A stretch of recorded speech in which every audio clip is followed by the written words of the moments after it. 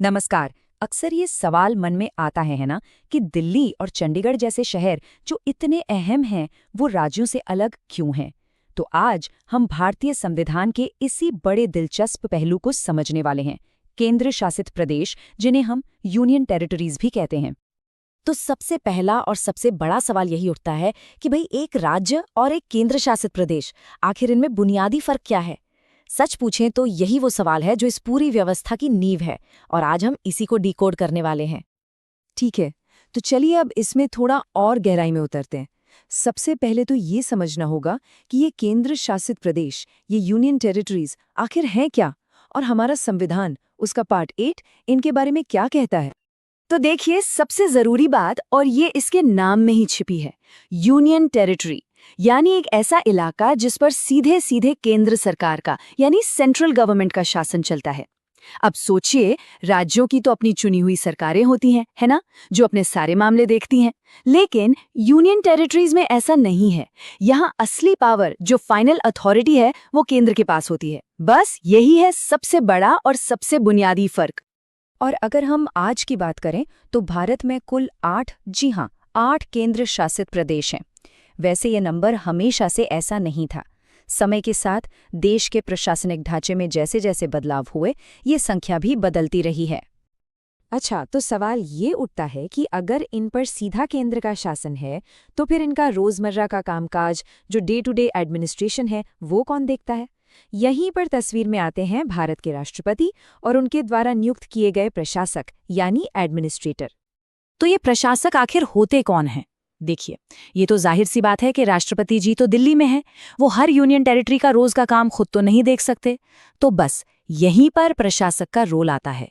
ये एक senior officer होते हैं जिन्हें राष्ट्रपति नियुक्त करते हैं। आप कह सकते हैं कि ये जमीन पर राष्ट्रपति के आंख और कान की तरह काम करते हैं और पूरा एडमिनिस्ट्रेशन संभालते हैं। तो मतलब जो एडमिनिस्ट्रेटिव स्ट्रक्चर है वो एकदम सीधा और साफ है। पावर ऊपर से नीचे की तरफ आती है। सबसे ऊपर है भारत के राष्ट्रपति, जो सुप्रीम अथॉरिटी हैं। वो एक प्रशासक यानी एडमिनिस्ट्रेटर को अपॉइंट करते हैं, और ये प्रशासक राष्ट्रपति के एक एजेंट के तौर पर काम करता है और उस यूनियन टेरिटरी के पूरे शासन के लिए जिम्मेदार होता है। एकदम सिंपल और क्लियर चेन ऑफ कमांड है। अब यहाँ एक बड़ी दिलचस्प बात है। ये जो प्रशासक है ना, इनका पदनाम मतलब डेजिग्नेशन हर जगह एक जैसा नहीं होता। जैसे कि दिल्ली, पुडुचेरी, अंडमान निकोबार, जो थोड़े बड़े या ज्यादा स्ट्रेटेजिक यूटीज हैं, वहाँ इन्हें कहते हैं उपराज्यपाल यानी लेफ्टिनेंट गवर्नर। और वहीं चंडीगढ़ या लक्षद्वीप जैसी जगहों पर इन्हें सिर्फ प्रशासक या एडमिनिस्ट्रेटर ही कहा जाता है। तो मतलब काम वही है, बस नाम अलग अलग हैं। और ये पॉइंट याद रखना बहुत जरूरी है। प्रशासक उस टेरिटरी का कोई इंडिपेंडेंट हेड नहीं होता, बिल्कुल नहीं। वो तो सिर्फ राष्ट्रपति के एक एजेंट के तौर पर काम करता है। मतलब सारी की सारी पावर आखिर में राष्ट्रपति के ही हाथ में होती है। चलिए, अब कहानी में एक ट्विस्ट लाते हैं। हर नियम के कुछ अपवाद भी तो होते हैं ना, और यही बात इस व्यवस्था को और भी दिलचस्प बना देती है। हम बात कर रहे हैं दिल्ली और पुडुचेरी की। इनके लिए कुछ बहुत ही खास इंतजाम किए गए हैं जो इन्हें बाकी यूटी से एकदम अलग खड़ा करते हैं। तो यहाँ पर एक बहुत बड़ा फर्क साफ साफ नजर आता है। एक तरफ है बाकी के यूनियन टेरिटरीज जिन पर सीधा केंद्र का कंट्रोल है, और दूसरी तरफ है दिल्ली और पुडुचेरी। इन्हें एक स्पेशल स्टेटस मिला हुआ है।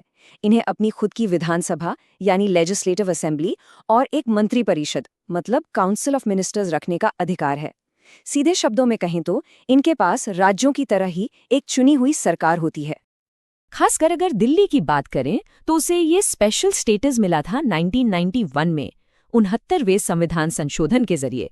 भाई, देश की राजधानी है तो यहाँ के लोगों की अपनी लोकतांत्रिक उम्मीदें थीं, अपनी आवाज की जरूरत थी।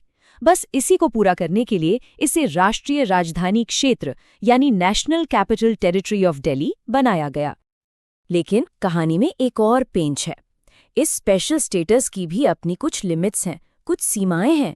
दिल्ली की विधानसभा को राज्यों की तरह हर विषय पर कानून बनाने की पूरी पावर नहीं है। 3 बहुत ही जरूरी मामले, पुलिस, जमीन और पब्लिक ऑर्डर, ये आज भी सीधे केंद्र सरकार के ही कंट्रोल में है। और यही वो चीज है जो दिल्ली को एक पूरा राज्य बनने से रोकती है। ठीक है, तो एडमिनिस्ट्रेशन की बात तो समझ आ गई, पर इन इलाकों में कानून कौन बनाता है और न्याय की व्यवस्था मतलब जुडिशरी कैसे काम करती है? इसका जवाब हमें मिलता है संविधान के आर्टिकल 240 और 241 में। आर्टिकल 240 को देखें तो ये राष्ट्रपति को कुछ खास यूनियन टेरिटरीज जैसे कि अंडमान निकोबार और लक्षद्वीप के लिए नियम कानून बनाने की एक बहुत बड़ी पावर देता है, ताकि वहां शांति, तरक्की और अच्छा शासन बना रहे। और ये बात ध्यान देने वाली है कि राष्ट्रपति का बनाया हुआ कोई भी नियम उतना ही पावरफुल होता है जितना कि संसद का बनाया हुआ कोई कानून। और जहां तक न्याय की बात है, तो यहाँ संसद के पास दो रास्ते होते हैं।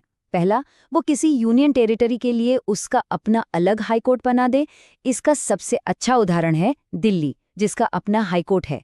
या फिर दूसरा रास्ता ये है कि उस यूटी को किसी पास वाले राज्य के हाईकोर्ट के जुरिस्डिक्शन में डाल दिया जाए, जैसे लक्षद्वीप के सारे मामले केरला हाईकोर्ट में सुने जाते हैं। तो हमने काफी कुछ समझ लिया है ना? चलिए अब फटाफट से इस पूरी बातचीत के जो सबसे जरूरी पॉइंट्स हैं, जो की टेकअवेज हैं, उन पर एक नजर डाल लेते हैं। तो इस पूरी चर्चा से हमें क्या याद रखना है? 4 मोटी मोटी बातें। पहली, यूनियन टेरिटरीज को सीधे सीधे कौन चलाता है? केंद्र सरकार, राष्ट्रपति के जरिए। दूसरी बात, प्रशासक कौन है? वो राष्ट्रपति का ही एक एजेंट है। तीसरी, दिल्ली और पुडुचेरी में क्या खास है? उनके पास अपनी चुनी हुई सरकारें हैं, हाँ, कुछ लिमिटेशंस के साथ। और चौथी और आखिरी बात, इन जगहों के लिए कानून बनाने और न्याय की व्यवस्था करने का अधिकार संसद के पास है। और जाते जाते एक सवाल, एक विचार। ये जो सिस्टम है हमारा यूनियन टेरिटरीज का, जहां कुछ को थोड़ी ऑटोनॉमी दी गई है और कुछ पर सीधा सेंट्रल कंट्रोल है, ये पूरा का पूरा सिस्टम भारत की एकता और अखंडता को आखिर कैसे मजबूत करता है? इस पर सोचिएगा जरूर।